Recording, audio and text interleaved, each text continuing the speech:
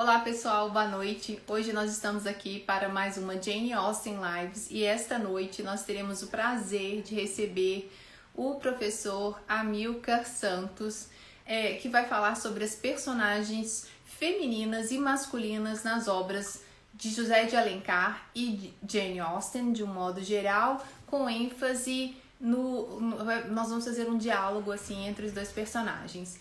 Enquanto as pessoas vão entrando, eu queria dizer que é uma satisfação para mim participar de mais uma Jane Austen Lives e dessa vez com pessoas tão queridas, né, que estão conosco nessa noite. Obrigada pela participação de vocês. Estou só aguardando o Amilcar entrar. Desta vez nós vamos fazer uma live com o professor Amilcar Santos, que está falando diretamente do continente europeu, né, Amilcar? Deixa eu te adicionar aqui, por favor.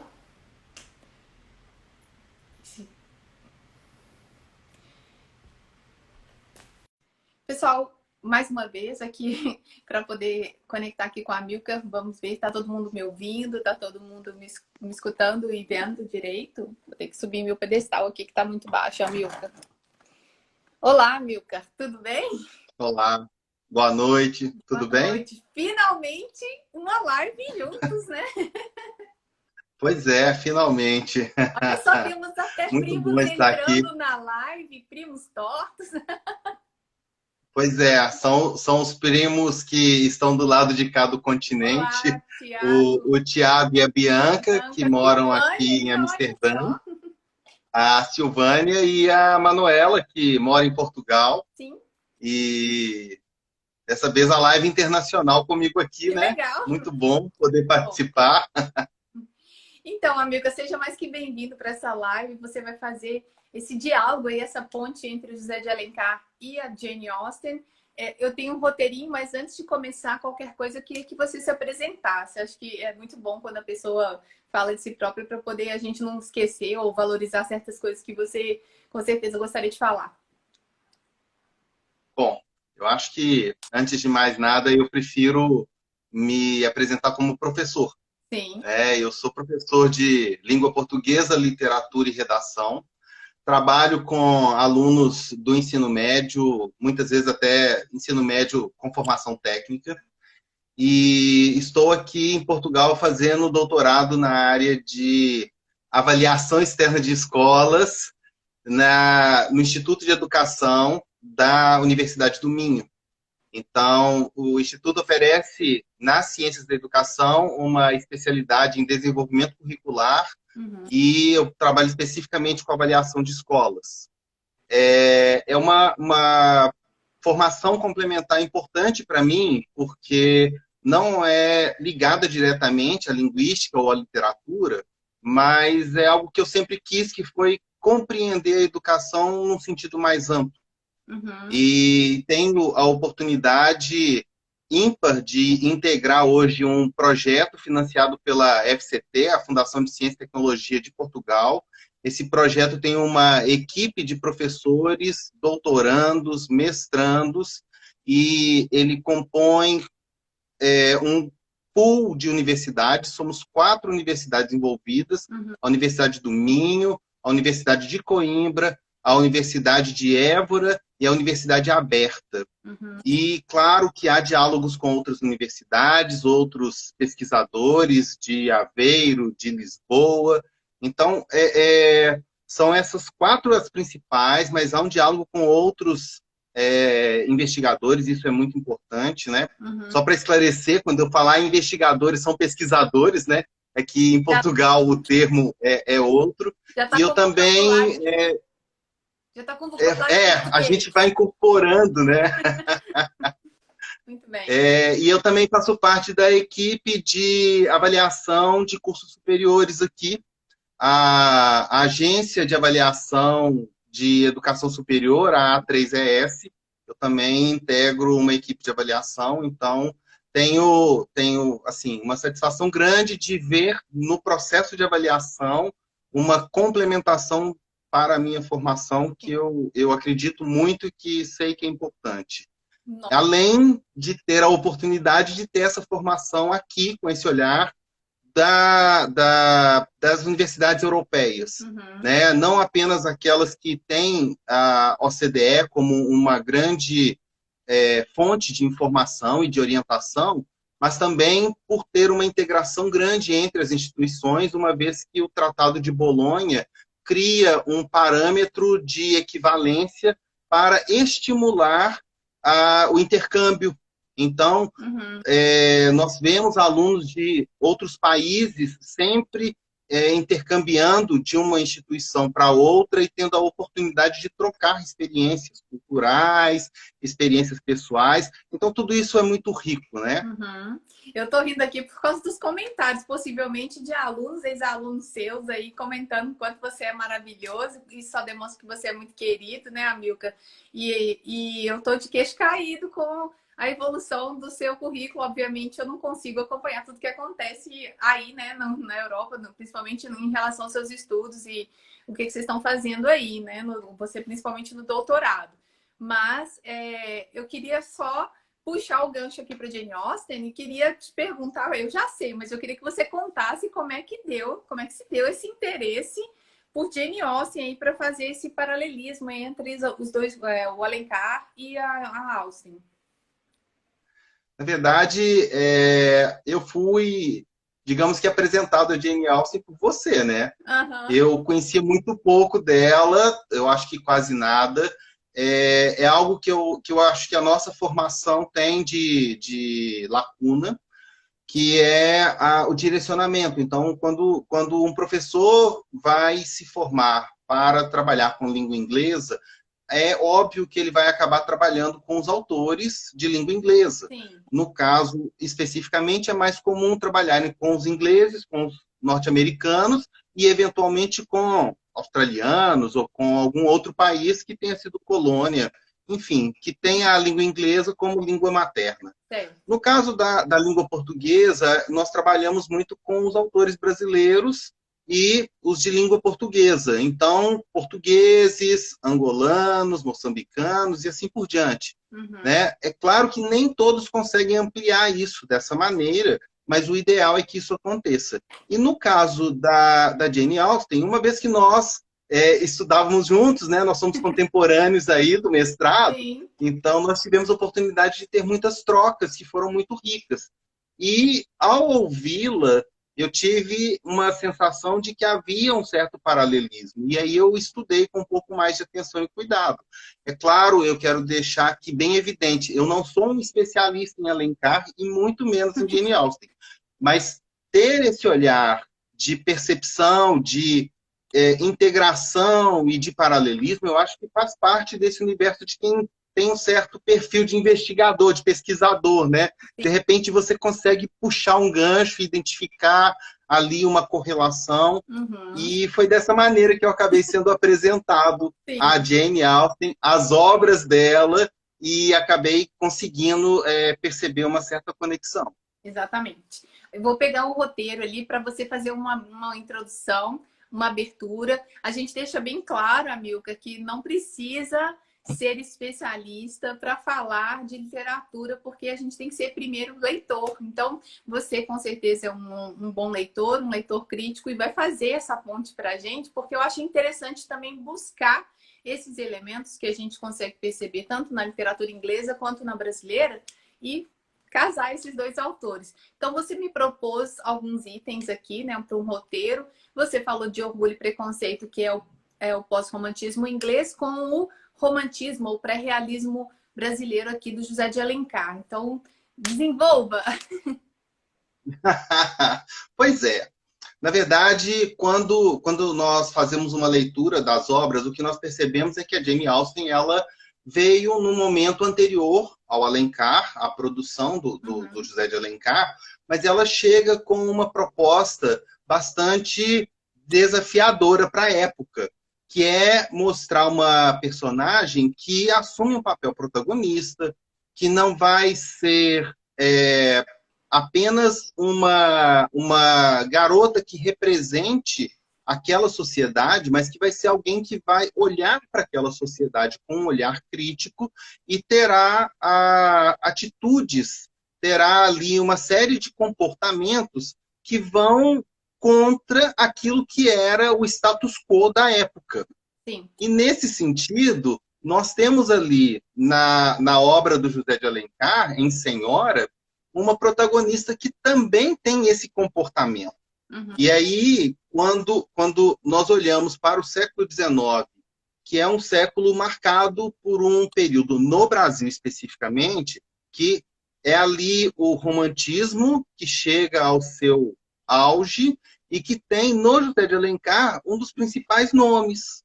Uhum. Mas é importante também dizer que a personagem Aurélia de Senhora, ela faz parte de uma obra que já está lá no final do romantismo, quando o Alencar já começa a ter ali uma certa influência de um perfil mais realista, ou de um olhar mais crítico para a sociedade, para os comportamentos.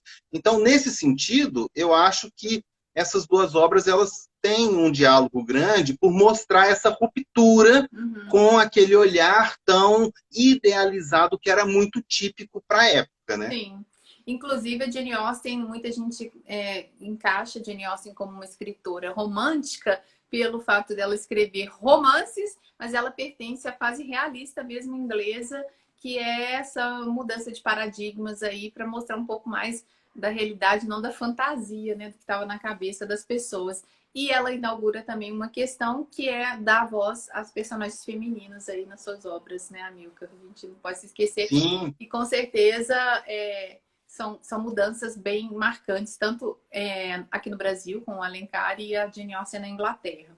Então, a gente tem esses dois períodos aí da literatura, e temos essas duas personagens extremamente importantes para o cânone literário, e a Elizabeth Bennet e a Aurélia Camargo, elas fazem críticas, né, contra esse casamento arranjado, esse casamento que é mais tido como um negócio, né? É estranho a gente, hoje, né, em pleno século XXI, a gente falar sobre casamento arranjado, mas o casamento é um contrato, ainda é um contrato, né? Felizmente, nós tivemos, tanto homens quanto mulheres, nós tivemos essa liberdade nós temos, né, essa liberdade de fazer escolhas a partir do coração, e lá atrás era um casamento arranjado, principalmente entre as famílias, para dinheiro ficar junto com dinheiro, ou seja, nomes importantes e pessoas, né, de berço, como eles falavam, ficarem ali na mesma hierarquia social. Então, o que você tem a me dizer sobre a questão dessas duas personagens, da Lizzie Bennet e da Aurélia Camargo, serem críticas, elas terem um posicionamento a respeito do casamento arranjado?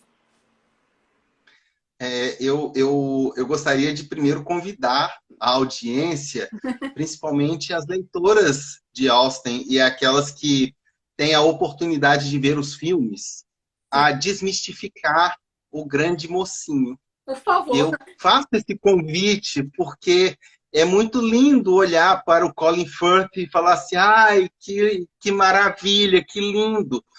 Mas vamos lembrar, né? Século XIX, Inglaterra, as condições de higiene não eram adequadas, a higiene pessoal não era lá um primor, as pessoas não são tão lindas quanto os atores no cinema. Então, assim, apaga essa imagem do Colin Firth, por exemplo, e pensa assim num sujeito como Boris Johnson.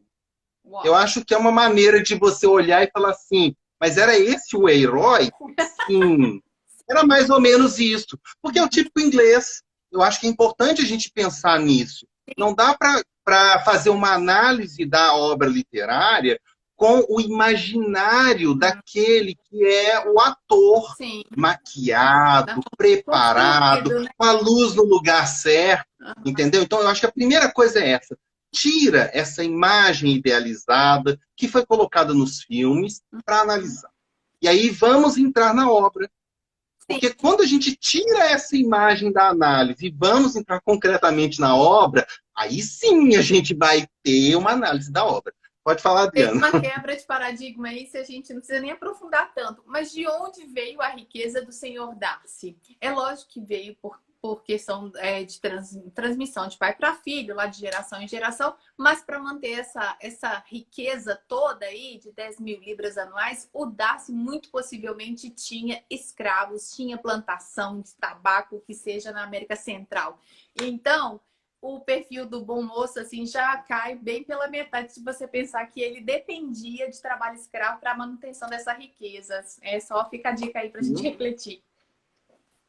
Claro, e não apenas isso, né? Mas se você for comparar, a própria Aurélia Camargo, ela era filha de uma costureira que tinha, que ela era órfã inicialmente, e ao longo da obra que nós vamos compreender que o pai dela era de uma família rica e que o pai, quando volta para casa, né, dos pais dele, dos avós da Aurélia, para poder dizer que ele já tinha uma pessoa, que ele tinha se casado, que ele tinha uma filha, né, ele morre. Então, há um hiato, né, entre ela ter essa herança que chega para ela e ela se torna a mulher que, né, toma decisões e que é dona de si, desde o momento em que ela era a filha da costureira, pobre, que precisava de casar com um bom partido. Exato. Né? E aí, quando a gente pensa nesse bom partido, o que é esse bom partido? É aquele sujeito que explora o outro porque tem escravos? É aquele sujeito que expoliou a terra alheia porque tinha poder e armamentos? Né? Então, isso é importante, muito importante pontuar, porque os personagens masculinos, que no caso de Senhora é o Fernando Seixas, ele é um cara que está em busca, na verdade, de dar um golpe. Ele quer achar uma menina rica. E o que nós temos ali no caso do Mr. Darcy não é alguém que vai dar o golpe, mas é alguém que pertence à aristocracia inglesa. Né? E nós sabemos que na família da Liz havia uma preocupação, porque eram só filhas. E a herança não iria ficar com nenhuma delas, a menos que tivesse um homem que fosse o cabeça. É uma sociedade extremamente machista, extremamente desigual, e isso não pode ser esquecido. Eu acho que é importante frisar esse detalhe.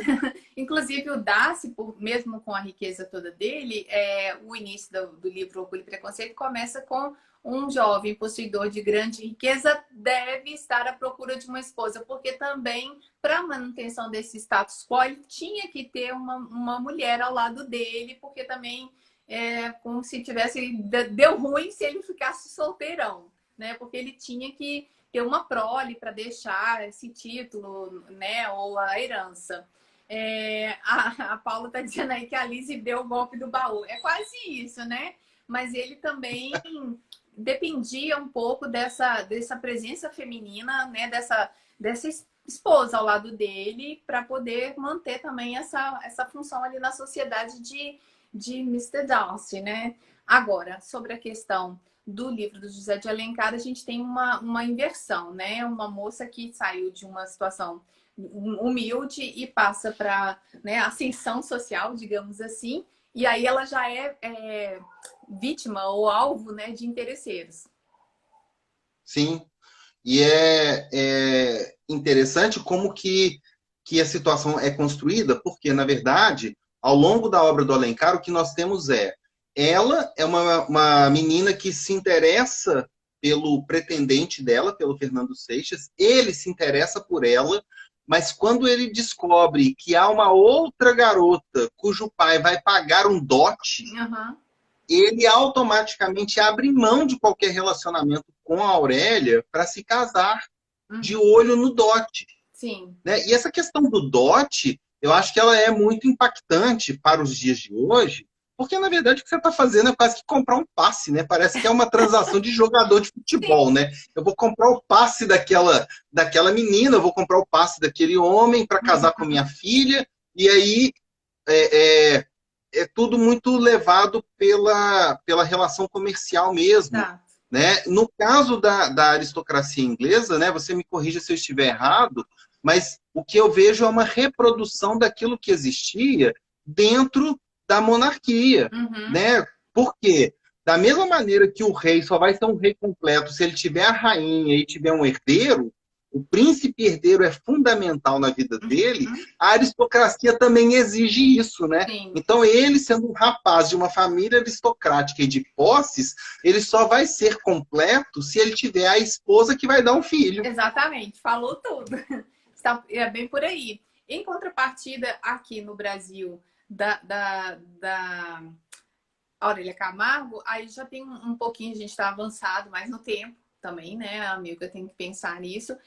Já é uma moça que vai ter nas mãos um domínio financeiro e essa questão dos rapazes serem interessados não só pela pessoa dela, mas também pelo o dote que ela vai herdar ou que ela já tem, quer dizer, é muito mais complexo, porque ela nunca iria saber se a pessoa estava com ela por amor ou por interesse, né? Pois é. E é interessante porque o Alencar vai abordar isso de uma maneira inesperada para o público. Uhum, Porque, como a Aurélia, a princípio, é uma menina pobre, ela é aquela que tem que. A mãe dela se preocupa em deixá-la uhum, com algum bom partido, algum rapaz que vai cuidar dela, sim. vai ter carinho, atenção, que vai ser, né, o homem da casa, digamos assim, né? Uhum, E quando ela perde a mãe, torna-se órfã, coincide com o momento em que ela também vai descobrir que ela tem uma fortuna, que uhum, ela tem posses. E nesse momento há uma reviravolta na vida dela, porque ela passa a ter condição de fazer o que ela quiser. sim. E aí, nesse sentido, ela, ela se aproveita dessa situação para conseguir comprar, entre aspas, o marido que Uhum, ela queria. Então, o homem pelo qual ela era apaixonada, que é o Fernando Seixas, é aquele que ela vai pagar o dote, vai conseguir pagar um dote maior para recebê-lo como marido uhum. e depois vai jogar na cara dele que fez Sim, isso. a vingança, né? Então, essa é uma grande ruptura, né, e um grande avanço para a época, né, porque é completamente inesperado uma atitude tão avant-garde, né, tão protagonista e tão de liderança quanto a dela. Uhum. E é interessante como que, apesar da distância, né, de tempo entre essas duas histórias, enquanto a Aurélia ela é chamada como a vingativa, eu até usei essa expressão anteriormente aí, ela se vinga, né, do poder aquisitivo dela para ficar com o cara que ela quer, mesmo que sendo entre elas comprando, né, por meio do dote. E aí lá em Orgulho e Preconceito já é o Darcy que salva a vida das irmãs Bennet ali quando ele paga o dote da Lídia. Porque senão todas as outras irmãs ficariam faladas de ter essa irmã que fugiu com um oficial, né, do exército inglês. E a gente percebe nas duas obras, a Milka, essa questão do dinheiro falando muito alto e ainda perpassando as instituições como casamento. Então a gente fica pensando assim que era tudo por amor, mas não tinha nada de amor. O amor era se acontecesse, né? É, na verdade, a gente tem ali uma marca de submissão da mulher que é muito presente o tempo todo. Uhum, Porque quando nós colocamos as protagonistas na condição de exceção, o que nós vamos ter é a maioria das mulheres mantendo o status quo, uhum, mantendo a postura de submissão, de aceitação, né? E se nós formos olhar com muito cuidado, o pai como o protagonista da família, né, como aquele patriarca, uhum, ele acaba sendo o sujeito que vai escolher o bom partido. E é claro que os critérios que ele usa não são critérios como amor, porque uhum, ele não vai casar com um sujeito. Ele vai escolher o sujeito que ele acha, na opinião dele, dentro dos critérios que ele estabelece, uhum, que é o sujeito mais adequado e preparado para uhum. ser o marido da filha dele. Sim. E, em geral, isso envolve a preocupação com o sujeito que vai administrar bem os recursos, Uhum, o sujeito que tem o dinheiro, o sujeito que vai conseguir cuidar da família. Muitas vezes, quando se casa com uma família que tem muitas meninas, né, o sujeito assume quase que uma condição de segundo pai, né? Sim. Ele fica casado com a mais velha, mas ele tem um compromisso com as Com a demais que é muito sogra sério. também, né?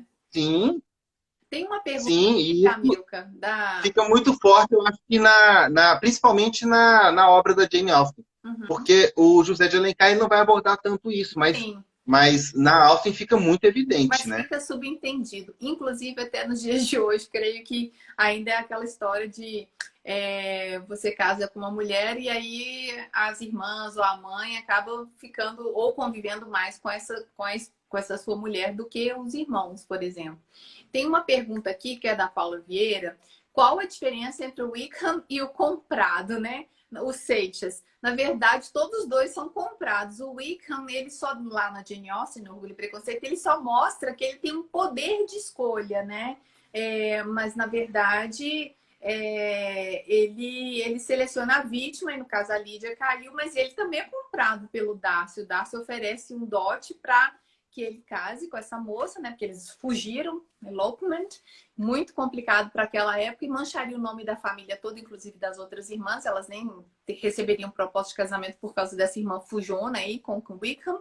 E o Seixas do José de Alencar também, ele é um vendido, na verdade, né? Quem dá mais?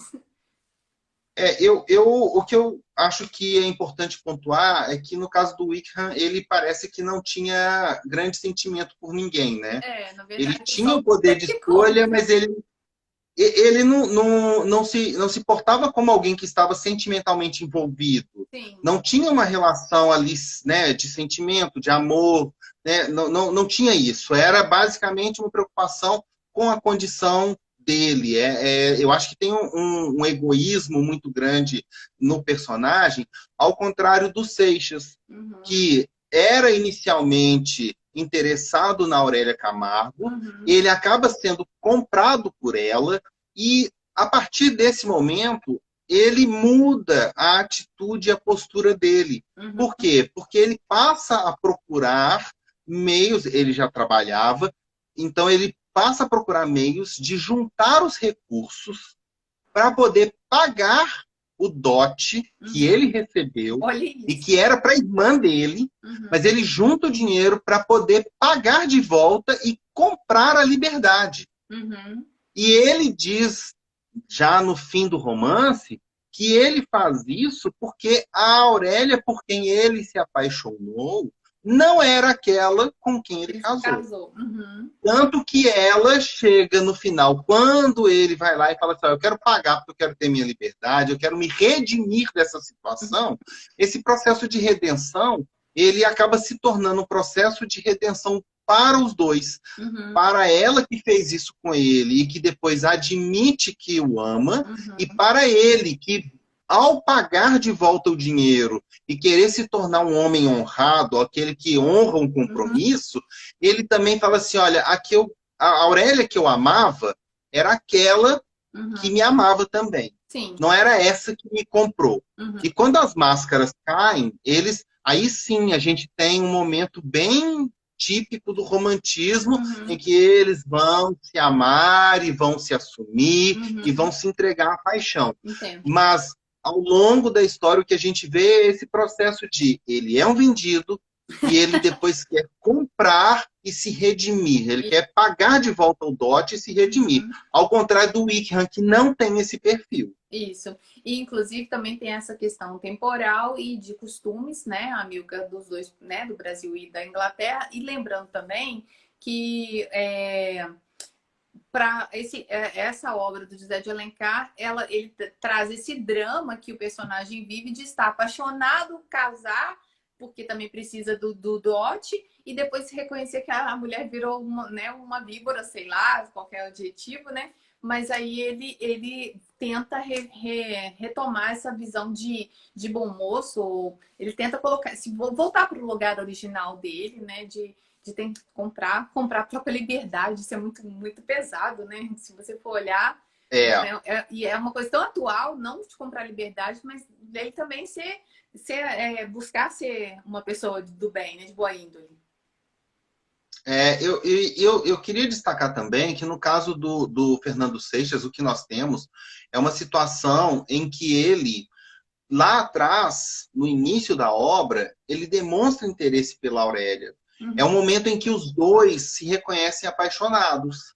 Mas ela olha para ele como um sujeito que, por mais que seja um trabalhador, né, não é aquele típico bom partido, uhum, mas ela está disposta a arriscar. sim. Ele, quando olha para ela como uma pobretona, ele não está disposto a arriscar. Uhum, É nesse momento que ele mancha a imagem dele. sim. Porque ele, quando aceita se casar com uma outra pessoa por interesse, né, preocupado com o dinheiro, ele acaba manchando a imagem e automaticamente colocando em dúvida esse Uhum, sentimento que ele tinha por ela. sim. E ela, o tempo todo, como uma mulher apaixonada, ela vai lá e compra o marido que ela E queria. ela Ela vai para queria mesmo Fernando vingança. Seixas. O tempo todo é isso.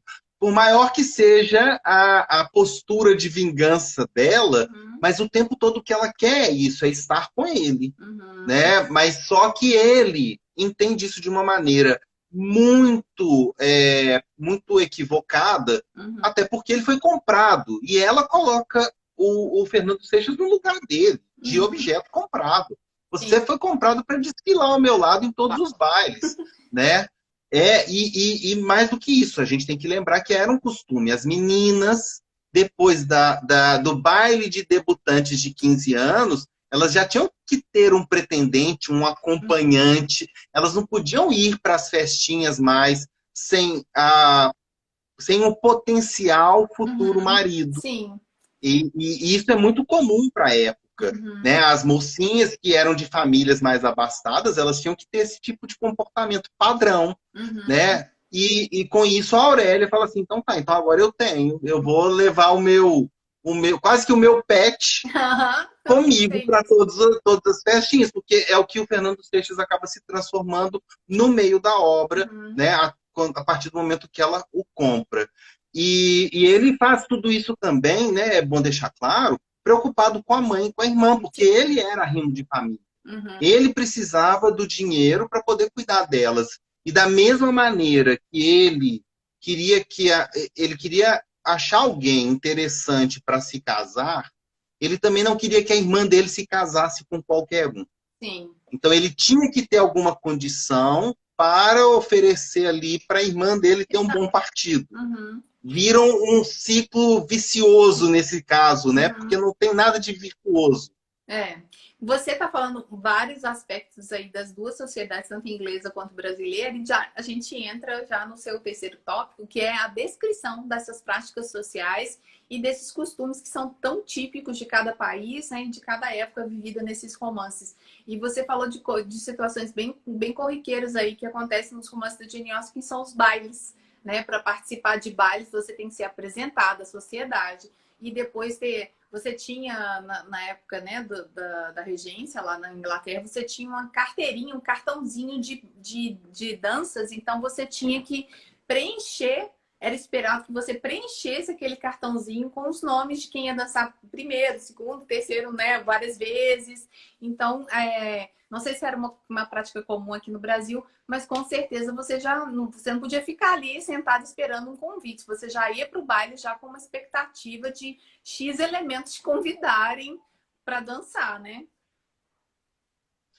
É, havia uma preocupação em ter ali os partidos que pudessem ser ah, né, aqueles que vão convidar as meninas para dançar, Uhum, mas é bom lembrar que, como nós temos uma sociedade com um grupo abastado relativamente pequeno, e uhum, nós estamos falando de um período de corte no Brasil, uhum, um período de um grupo social muito restrito, com condições de sustentar esse tipo de vida, né? Então acabava que as famílias todas meio que se conheciam. Era uhum, uma situação em que você tem ali todo mundo já mais ou menos se preparando para estar com aquelas pessoas, né? uhum, E tem ainda aquilo que as pessoas já ouviram falar, né?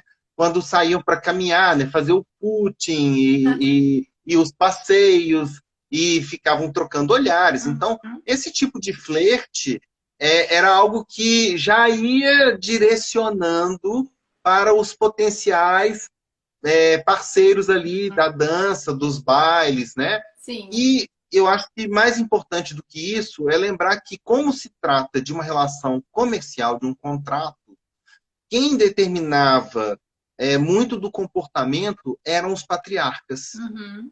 Então, eram os pais que iam definir se a menina ia ou não participar do baile, se podia ou não dançar com um ou com o outro, Sim. se ela estava vestida ou não adequadamente, como que seria o comportamento. E aí, o que nós temos é uma situação muito típica desse grupo social, que é muito pequeno, que faz parte do século XIX, no Rio de Janeiro. Então, Uhum. assim, você vai restringindo cada vez mais esse grupo até ficar Com realmente certeza. muito pouca gente e eram sempre as fortunas que iam se mantendo Exato. dentro daqueles grupos, né? Isso é Da mesma maneira que a gente, quando olha para a Inglaterra, a gente vê também os rapazes, eles tinham que ter certos isso. comportamentos, né? Não podia ser qualquer um, não podia fazer qualquer coisa, as meninas também não, né? Tem esses costumes que eram muito típicos, né? Uhum. Isso me fez lembrar quando você. Ih, eu me perdi aqui lendo os comentários, deixa eu ver se só aqui um comentário. Que a Aurélia, nesse sentido, ela é muito mais ousada, né, do que a Elizabeth Bennet, mas a Aurélia ela é ousada porque ela tem o dinheiro, tá? É porque se ela fosse ainda a filha da costureira, ela ia ter muitas limitações e ela ia ter que ser a escolhida, né? A gente tem alguns comentários aí também, amiga, referente ao Wickham, interesseiro e tudo mais, mas tem essa questão que a gente tem que lembrar, principalmente da diferença temporal aí entre os dois romances e também de sociedade, que lá na Inglaterra as pessoas não trabalhavam, né? Apenas os comerciantes ou as pessoas que tinham trabalhos em casas, ou os empregados ou os escravos é que trabalhavam de fato. Então, até a gentry class, que é a classe a qual a Jane Austen pertenceu, é uma classe média alta, digamos assim, mas nem tão alta assim, né? Classe média, digamos assim, eles não trabalhavam, então tinha que arrumar dinheiro de alguma maneira, né? Tinha que manter pelo menos a sobrevivência de alguma maneira. Então, a única maneira de mulheres conseguirem manter a sobrevivência era casamento. Então, bota as filhas para casar, não tinha outro jeito, né? Não tinha como mandar para Coimbra para poder sair com o título de doutor, não é? É verdade. Nós temos aí eu acho que é um ponto de bastante diferença entre as obras, porque o perfil que nós temos da sociedade do século XIX, embora sejam pessoas de alguma condição financeira, mas eram pessoas que geralmente estavam envolvidas com alguma atividade laboral, Uhum. eram pessoas que estavam envolvidas com comércio, que tinham posses, mas tinham que manter essas Sim. posses de alguma maneira. Muitas vezes era por meio de terras, de manutenção de fazendas. Uhum. Então, nós sabemos que era um grupo social com um perfil muito diferenciado, porque eles tinham essa atividade mais ativa na sociedade, né? Uhum. E, é claro, são aqueles que no século XVIII mandaram os filhos para a Europa para estudar. Uma boa parte deles teve mesmo chance de estudar, principalmente em Coimbra, que é uma das universidades mais antigas daqui de Portugal, Uhum. e que teve mesmo muitos brasileiros a estudar, mas esses voltaram para o Brasil muitas vezes e tiveram ali a oportunidade de dar continuidade Isso. à fortuna da família, Uhum. né? Então, uma tradição que eu acho que é muito comum até hoje, quando nós vemos assim o escritório de advocacia do Isso. fulano e filho, né? Ou então, né, aquele fulano que vai ter né, Abre como caminho. sócio o filho ou um sobrinho muito próximo, enfim. Né? E aí eu falo de filho porque nós estamos falando de século XIX e de uma atitude predominantemente masculina. Uhum. Né? Hoje as filhas também, que estão ali assumindo, né, como a cirurgiã que vai dar continuidade ao legado do pai, Uhum. como a advogada, como o engenheiro. Então, esse tipo de postura já é mais típica do Brasil, porque o que nós temos é esse perfil já de uma sociedade um pouco mais ativa e com uma continuidade de atividade profissional ali naquele meio. Ao contrário da aristocracia inglesa, que realmente o pessoal não fazia nada, nada. E é uma loucura a gente pensar isso hoje, Nada. mas é a realidade daquele tempo. Ô, amiga, a Tânia está perguntando se a Jane Austen, as histórias provavelmente não se passam no século XVIII. A Jane Austen nasceu em 1775, mas os livros foram publicados a partir de 1811, lá na Inglaterra. Então, a publicação, né, a produção literária da Jane Austen se enquadra lá no início do século XIX. Pelo menos do ponto de vista de publicação, o que nós temos é esse tipo de registro, já entrando no século XIX. Por mais que ela tenha escrito, né, olhando para a sociedade do final do século anterior, pelo menos, né, ela viu uma determinada sociedade, mas nós sabemos que as mudanças de costumes e de comportamentos levam muito tempo. Né? Ainda mais uma sociedade hermética como a Inglaterra, né? Olha, a gente poderia falar até de fatos muito próximos, recentes e revoltantes do ponto de vista do machismo e de como se vê as mulheres na sociedade. Mas eu não vou entrar nesse tipo de polêmica, porque aqui não é o lugar para isso.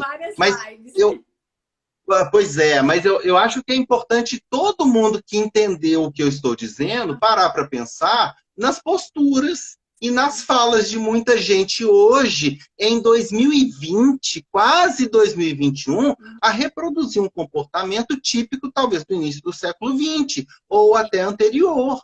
Quer dizer, medieval. Mudança de costume é algo que leva muito tempo. Olha, temos outra prima aí entrando na live. Cheio dos primos aí.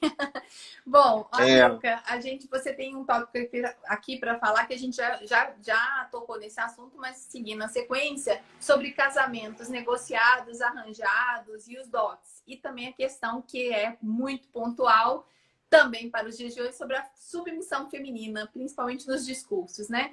Mas os casamentos negociados e arranjados e os dotes eram uma prática muito comum. Casamento por amor é uma invenção moderna, tá, gente? Esse casamento aí que a gente conhece, os nossos casamentos, nossa geração, é casamento por amor, mas antigamente era puro negócio, tanto que precisava além da igreja, né, para sacramentar, precisava de registro no cartório. Então, assim como hoje também ainda existe, né, assegurar, né, os direitos dos dois, do casal. E aí me fala sobre essa questão desses casamentos arranjados que você, né, assim, lá na Inglaterra, a Jane Austen traz essas heroínas dispostas a escolherem, né, os pretendentes, mas isso era completamente fora da regra, né? A regra era casar por manutenção do status social ali da hierarquia, né? Para manter, para a pessoa pelo menos ter uma sobrevida, principalmente as mulheres, os homens não, porque eles tinham direito à herança, podiam trabalhar, etc. Eu acho que nesse tópico o mais importante é nós compreendermos como que a emancipação feminina é algo tão recente. Então, nós não podemos esquecer que naquele tempo, raramente as mulheres tinham acesso à escolarização. Sim. Raramente as mulheres eram capazes de opinar dentro de casa. E com esse tipo de postura, o que se mantinha era o status quo do patriarcado. E dessa maneira, o que nós temos são protagonistas que são ponto fora da curva nesse sentido. Jane Austen consegue realmente transgredir. Ela é uma autora que transgride as regras, né? E isso, eu acho que é importante a gente deixar isso muito claro, que aquele perfil é um perfil que transgride a regra daquela época, e da mesma maneira que a Aurélia, ela faz isso. E como que ela faz isso? Ela, assim que ela se torna órfã e que ela recebe uma fortuna, ela precisa ter um tutor, alguém que vai cuidar dela.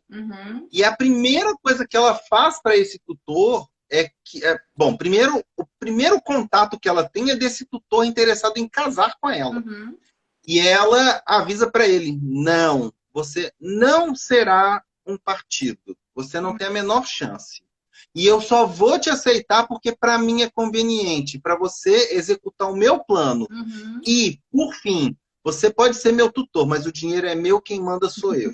Sim, mas E é uma postura também muito transgressora sim, isso quer nesse dizer. sentido, porque rompe com qualquer tipo de Uhum. postura que era comum e que era um perfil típico da época. Esperado. Além disso, além disso, a gente tem uma situação que eu acho que é importante frisar, que é a de que essas mulheres, no caso da Aurélia, por ser uma órfã, ela tomar atitudes assim é algo, por mais inesperado, ainda compreensível, porque ela não tem que prestar contas a ninguém. Sim, Mas no caso da família Bennett, as meninas todas, teoricamente, tinham que prestar contas para o pai. sim. E o pai também tem ali uma postura importante de diálogo e de Uhum. escuta que não era comum Não, para a era época. um pai atípico, totalmente. Pois é, e eu acho que é importante frisar isso, porque nós estamos falando muito das mulheres, mas eu acho que a postura do pai delas é uma postura que merece muita Uhum. atenção, porque ele rompe também com o típico perfil do pai. Sim, Aquele pai que era o patriarca, que ia mandar e a minha vontade, a minha vez e verdade. pronto. E Uhum. ele não faz isso. Uhum. Tanto não faz que ele, de alguma maneira, engole a situação da filha fugida, ele aceita a Uhum. situação da filha mais independente. Então, assim, ele vai convivendo ali com um Sim. perfil que seria um perfil muito comum para a época de um homem tomar a postura de falar assim: saiu de casa, você não é mais minha filha. Uhum. Você está abandonada no mundo, Sim. que era uma postura típica de costumes da época. Né? Então, como a gente estava falando dos costumes, eu acho que é importante frisar que esse era o costume Uhum. e que eles rompem com isso. Então, a família como um todo, nesse sentido, é uma família bastante disruptiva, Uhum. bastante, digamos assim, moderna para os padrões da época. E, por incrível que pareça, eu acho que a pessoa que tinha a postura mais conservadora era a mãe. A mãe, com certeza, ela é porque eu tenho a impressão que ela, por ser mulher, ela sabia o que aguardava se as filhas não se casassem. Então ela tinha que fazer uma preservação. Na verdade, era aquela coisa de corujice mesmo, sabe? Só que aí a gente vê a descrição e as atitudes dela um tanto quanto da senhora Bennett, né? Um tanto quanto desesperadas, que a gente não entende na atualidade, porque querer casar, para que casar tão rápido? Porque não sabíamos, né? O leitor desavisado não sabe que naquela época a mulher não tinha direito à herança. Entra aí um comentário que alguém deixou, eu esqueci quem foi, sobre a tia, a tia do Darcy, ela ser rica. Na verdade, existe uma brecha na lei, tanto que a gente vê isso em Emma, da Jane Austen, que a Emma receberia a herança do pai, mas era uma brecha na lei para passar para as mulheres, mas era uma espécie, um dote muito alto, um dote não, uma mesada muito alta. Na verdade, as propriedades elas iam para os maridos ou para os netos do senhor, no caso Woodhouse. No caso da tia, do Darcy, é porque já tinha questão de título de nobreza. Como ela era viúva, ela tinha que manter esse título de nobreza que passava para a filha. Por isso que ela queria que o Darcy se casasse com a filha, porque aí ia manter o dinheiro dentro, entre aspas, da mesma casa, né? Então tem essas questões. E também volta à penúltima temática aí que você propôs, que é a questão da submissão feminina, que não herdava nada, mas aí no caso da Lady Catherine de Bourgh, de Orgulho e Preconceito, ela tinha esse poder de decisão, ela era a dona do dinheiro porque era uma viúva rica, nobre, que é Lady, né? Lady Catherine, ela tinha um título de nobreza. E esse título de nobreza, apesar de poder ser vendido naquela época, não era de costume, principalmente só se a pessoa tivesse já na falência, né? Mas aí a gente tem a questão que você colocou ali, aceitar a escolha do pretendente ideal, que aí a gente vê a Elizabeth Bennet procurando um rapaz que fosse de interesse dela, não porque ele tinha dinheiro, e a Aurélia Camargo já buscando alguém que ela pudesse se interessar, mas aí entra o dinheiro no meio e atrapalha tudo. Na verdade, o dinheiro ele entra no meio para conturbar a situação que acaba terminando bem, né? Sim, Mas é fundamental perceber o quanto nós estamos falando de sociedades muito diferentes. sim. Embora estejam dentro ali de um período histórico relativamente próximo, Replicando mas nós estamos práticas falando de uma comuns. estrutura social muito diferente, né? A aristocracia inglesa, a questão do título de nobreza. Uhum. Então, é uma situação muito própria da Inglaterra, e eu acho que, assim, é importante a gente frisar o quanto essa diferença vai impactar nas obras, porque aí os comportamentos e assim saber quem tem direito à fortuna, quem tem direito à Uhum. opinião, quem é que manda no dinheiro, isso é diferente. Uhum. E um outro aspecto que eu acho que é importante insistir é essa questão da gente não olhar para esses rapazes como os atores dos filmes, Claro né? que É não. bom a gente olhar para os caras e lembrar assim, como é que seria o inglesinho típico, né? Não vai ser um cara bonitinho tipo Ed Desdentado, Sheeran, não vai desdentado. ser, não vai ser o Hugh Grant, não vai ser ninguém assim, vai ser um carinha bem, bem diferente, Uhum. né? E nós estamos falando, não é ninguém que está morando em Londres, não é ninguém que está ali no grande meio Uhum. político, nós estamos falando de gente que está morando relativamente afastado, né? Sim. Então, com isso, é uma galerinha rural, né? Usando um termo bem brasileiro, nós estamos falando da galera da roça. Não é uma turminha né, da Cosmopolita. metrópole. Exatamente. Então, vamos pontuar isso para a gente entender. E eu acho que qual é a importância dessa minha fala? É que hoje, qualquer pessoa que olhe para o meio rural ou que olhe para o interior, vai ver o quanto determinado conservadorismo Uhum. ainda é muito presente. Com O certeza. quanto determinados comportamentos, determinados costumes ainda são típicos daquele momento passado, ainda Uhum. são muito ultrapassados. Por maiores que tenham sido os avanços, ainda há uma preocupação com a fofoca, com Uhum. a vida do outro, com o comportamento do outro, e isso é muito presente. Uhum. Né? Então, eu destaco isso porque quando nós falamos de costumes, e nós falamos muitas vezes do nosso lugar. Sim. E a maioria das pessoas olha e fala assim: eu que moro numa capital, eu que moro num meio Uhum. em que as pessoas têm um pensamento mais contemporâneo, Uhum. mais liberal. Sim, mas desloca esse olhar no Uhum. tempo e no espaço e se coloque naquele lugar para poder analisar. Aí sim a gente vai ter um olhar um pouco mais próximo daquela realidade. E aí sim nós também vamos ver o quanto essas obras são transgressoras. Sim. Respondendo a pergunta rapidinho da Paula, em Razão e Sensibilidade, elas poderiam ter uma mesada programada para o pai, mas ele escolheu que o filho mais velho do primeiro casamento controlasse essas finanças e desse uma quantia para as irmãs, o que não aconteceu. É porque não se esperava que mulheres que não tivessem educação formal fossem capazes ou habilitadas a fazer contas, administrar um lar e etc. Tá, gente? É a questão mesmo de preconceito. Eu tenho que correr aqui, Amilca, porque faltam 7 minutos e ainda temos uma temática chamada vigília social constante, né? Aquele Big Brother em cima do comportamento público e privado entre homens e mulheres. Eu acho que é uma coisa que nós até já falamos, né? Sim. Um Uhum. pouco sobre isso, eu não vou ficar estendendo muito, né?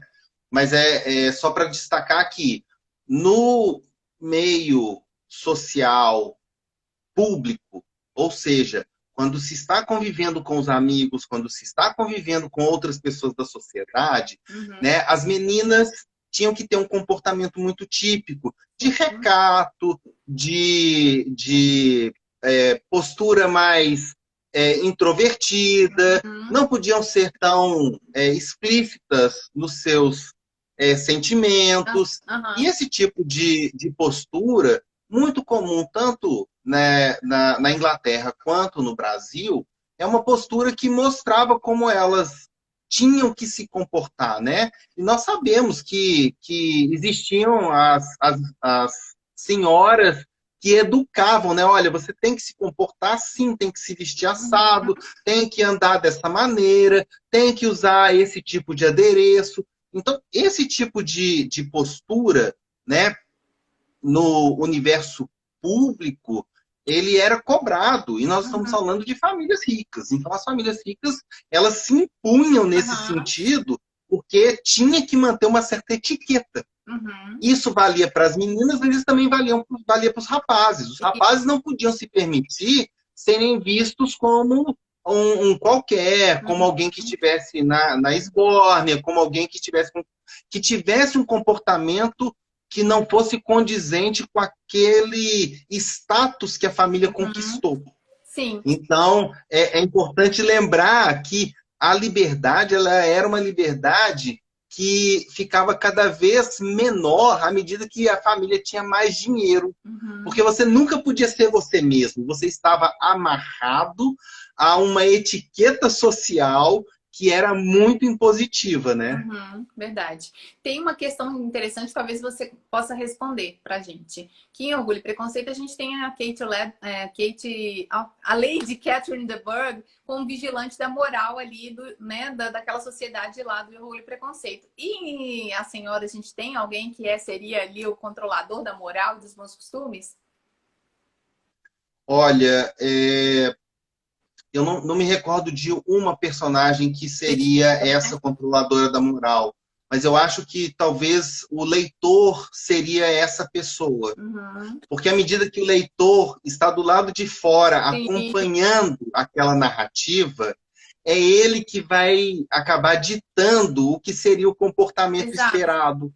Até E mesmo. nós não podemos esquecer que, naquele momento do século XIX, não é com o nosso olhar de hoje, com Aham. todo o olhar liberal, mas é com o olhar da pessoa daquela época imersa naquela realidade, né?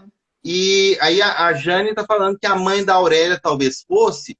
Olha, mas a mãe da Aurélia morre bem no início da obra. Então, é logo antes da Aurélia receber a herança. E o Por dinheiro mais que todo ela conta. tivesse um olhar desse tipo, ainda é bastante pequena a presença dela para a gente dizer que é ela essa pessoa. O Big Então, Brother. eu entendo que o leitor talvez tivesse esse olhar muito mais observador e de censura. Mas isso também é mais um tópico assim para alguém querer fazer essa pesquisa aí sobre quem seria o olhar moralista das duas histórias. Bom, Amilca, eu queria dizer que o nosso tempo está acabando, mas eu queria te agradecer muito por essa aula, né, de paralelismo entre o José de Alencar e a Jane Austen. Foi um presente essa noite. Queria tomar liberdade de mandar um abraço aí para os meus primos emprestados, roubados, a Milka, Silvânia, Bianca, Tiago e, por que não, a Manuela também, que está aí nos assistindo. Agradecer a presença de todos vocês que estão aqui conosco, estão sempre conosco nos assistindo, os que vieram pelo seu IG, ou que vieram pelo IG da Jane Austen, e deixo com você, Gláucia, também, muito obrigada, e deixo você aí com 1 minuto e meio de palavras finais. Olha, eu quero primeiro agradecer o convite, Adriana, que é sempre bom esse diálogo que nós temos, né? Ele já vem acontecendo há algum tempo e é muito, muito rico, eu acho que para nós dois. Quero agradecer a presença de todos que participaram, o pessoal que veio pelo meu perfil, o pessoal que veio pelo seu perfil, é importante a presença de todos. Gostaria que todos, né, se pudessem, comentassem aí o que acharam Sim. e trouxessem aí algumas críticas, alguns questionamentos, que é sempre enriquecedor também. E no mais, agradecer aí a oportunidade e muito obrigado por Olha só, tudo, teve né? gente. Aqui nós já estamos meia-noite, 1 da manhã em Amsterdã, É, então está na hora de desculpa, dormir. tá, gente? A live de hoje foi direto de Amsterdã. Mas olha só, Milka, tem gente pedindo aí mais uma dobradinha aí de a Milka e a Adriana, né? Eu ia falar Portugal e Brasil, mas eu não sei onde vocês vão estar, né? Nos próximos dias. Brincadeiras à parte, eu queria te agradecer muito. Não sei se o Instagram vai nos cortar, porque tem dia que ele deixa ficar mais de 1 hora. Gostei muito, né? Para mim foi um refreshment, foi um refresco poder visitar o José de Alencar e fazer, né, essa essa ponte com a Jane Austen. Te agradeço muito e deixem seus comentários. Eu queria que a gente fizesse uma pose para alguém dar um print aí do nosso encontro. Então, faça cara, como se diz, como o Thiago disse, moço bonito. Faça cara aí de bonito. Tá bem. Tiraram, gente? Alguém tem que tirar. Muito obrigada, viu, Amilcar? Boa noite para todos. E quem chegou mais tarde, assistam o final, vai estar salvo aí no IGTV e depois no YouTube de Jane Austen, Sociedade do Brasil. Gratidão. Eu que Boa noite agradeço, para foi você. ótimo. Obrigado. Tchau, Um tchau. beijo. Beijo. Tchau.